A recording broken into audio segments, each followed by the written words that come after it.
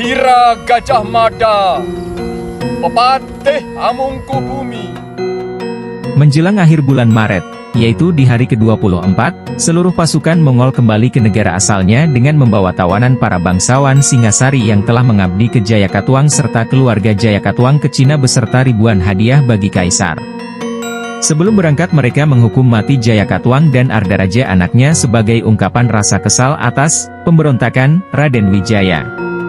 Kitab Pararaton memberikan keterangan yang kontradiktif.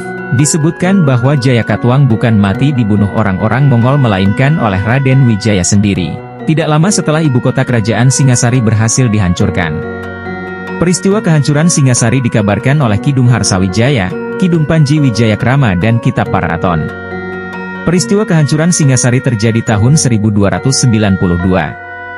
Jayakatwang lalu menjadi raja, dengan Kadiri sebagai pusat pemerintahannya. Atas saran Arya Wiraraja, Jayakatwang memberikan pengampunan kepada Raden Wijaya yang datang menyerahkan diri. Raden Wijaya kemudian diberi hutan tarik, untuk dibuka menjadi kawasan wisata perburuan. Sesungguhnya Arya Wiraraja telah berbalik melawan Jayakatwang. Saat itu ia ganti membantu Raden Wijaya untuk merebut kembali tahta peninggalan mertuanya. Pada tahun 1293 Masehi, pasukan Mongol datang untuk menghukum Kertanegara yang telah berani menyakiti utusan Kubilai Han. Pasukan Mongol tersebut diterima Raden Wijaya di desanya yang bernama Majapahit. Raden Wijaya yang mengaku sebagai ahli waris Kertanegara, dan bersedia menyerahkan diri kepada Kubilai Han asalkan terlebih dahulu dibantu mengalahkan Jayakatwang. Berita Cina menyebutkan perang terjadi pada tanggal 20 Maret 1293. Gabungan pasukan Mongol dan Majapahit menggempur kota Kadiri sejak pagi hari.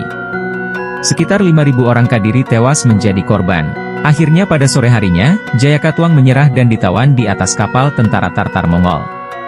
Berita Cina Chou Kufei yang berjudul Lingwai Tai Tea tahun 1178 Masehi, yang di dalamnya terdapat gambaran keadaan Jawa di masa kerajaan Kadiri. Buku ini kemudian dikutip oleh Cao Jukawa dalam karyanya yang berjudul Chu Fenchi, tahun 1225 Masehi. Saat itu kerajaan Kadiri sudah dikalahkan kerajaan Tumapel yang akhirnya dikenal dengan nama Singasari, juga sejarah dinasti Yuan, yang di dalamnya terdapat kisah pengiriman pasukan Mongol yang dipimpin Ike Mese untuk menaklukkan Kertanegara Raja Singasari, 1268-1292 Masehi.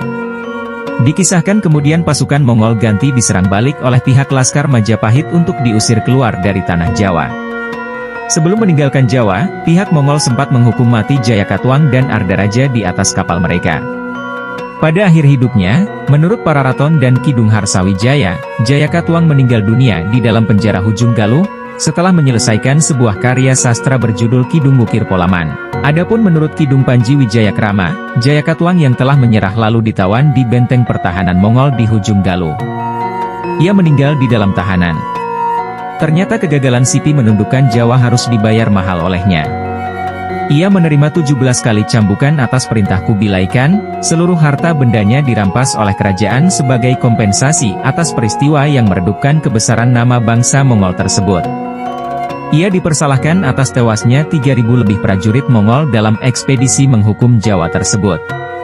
Selain itu, peristiwa ini mencoreng wajah Kubilai Khan karena untuk kedua kalinya dipermalukan oleh orang-orang Jawa setelah Raja Kartanegara melukai wajah Mengki. Namun sebagai raja yang tahu menghargai kesatrianya, 3 tahun kemudian nama baik Sipi dipulihkan dan harta bendanya dikembalikan. Ia diberi hadiah jabatan tinggi dalam jenjang tata pemerintahan kerajaan dinasti Yuan, dan meninggal dalam usia 86 tahun.